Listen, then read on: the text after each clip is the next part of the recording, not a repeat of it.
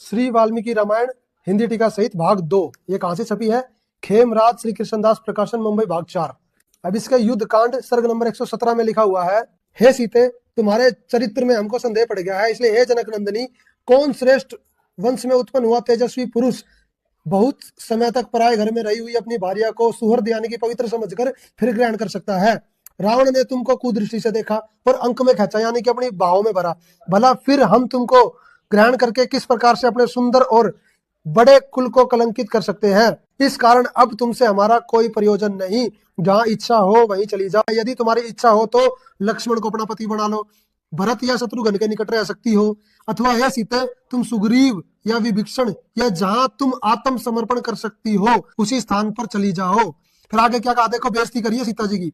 तुम्हारा दिव्य रूप देख और ऐसा सुयोग्य पाए और ऐसा सुअवसर पाए रावण का तुमको क्षमा करना असंभव है। यानी कि तुम्हारा रूप देख के मुझे नहीं लगता रावण ने तुम्हें छोड़ दिया होगा। राम जी का ये वचन सुनकर जानकी जी वचन रूप बाणों की गांसी हृदय में लगने से अति पीड़ित हुई, बहुत दुखी हुई। फिर सीता जी ने लक्ष्मण से कहा, हे लक्ष्मण, ऐसी मिथ्या निंदा से ग्रसित हो अब हम जीना नहीं चाहते, इसलिए ऐसे रोग की एक ही औषधि रूप सीता तुम बनाओ। सीता जी ने उस युद्ध के बाद भी बहुत से कष्ट सहे। जब सीता जी को घर से निकाला फिर भी मनाओ तुम, उसने फिर भी दिवाली मना रहे हो। सीता तो घर से निकाल दी गई थी जिसके आने की खुशी में, और वो दीप जलाए गए थे और फिर वो निकाल दी करते। वो तो दुखी हुई, वहाँ जंगल में टाइम पास करा बेचारी ने सह परिवार। और श्री राम घर पे, परिवार उसका जंगल में, चाहे राजा के कुछ भी बना रहो, एक छोटे से नगर का राजा, अयोध्या का राजा था, चाहे राष्ट्रपति बने जाए पूरी पृथ्वी का, जिसका परिवार कहीं रहा कहीं वो जीव सुखी हो सकता है, और फिर भी दिवाली मनावें और दीप जलावें।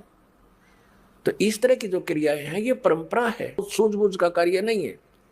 फिर बम छोड़ते हैं त्योहार के दिन, कितना प्रदूषण फैलाते हैं, आग लग जाती है। तो यह परंपरा बनाई तो बच्चे आकर्षित हुए, इसको समाप्त करेंगे धीरे धीरे। जिस दिवाली को आज हम सबसे बड़ा त्योहार मानकर मनाते हैं, उसे खुद अयोध्या में सिर्फ 2 बार मनाया गया। क्यों? क्योंकि 2 साल बाद ही एक धोबी के ताने पर उसी श्री राम ने अपनी गर्भवती पत्नी माता सीता को घर से निकाल दिया था। इस घटना ने अयोध्या को इतना झकझोर दिया कि उन्होंने उस दिन के बाद दिए जलाना ही बंद कर दिया। सोचिए प्रजा के मन में क्या बीती होगी कि जिस महारानी की वापसी पर हमने जश्न मनाया, आज वही अन्याय का शिकार हो रही है।